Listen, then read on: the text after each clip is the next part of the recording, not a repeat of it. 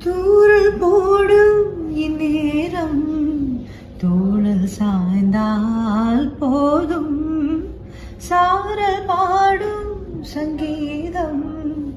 கால்கள் தாளம் போடும் தெரிந்த பிறகு திரைகள் எதற்கு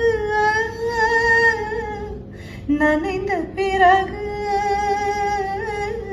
நாடம் எதற்கு மார்பில் சாயும் போது தென்றல் வந்து என்னை தொடும்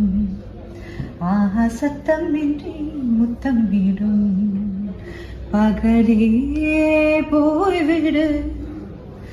இரவே பாதிக்கொடு நிலவே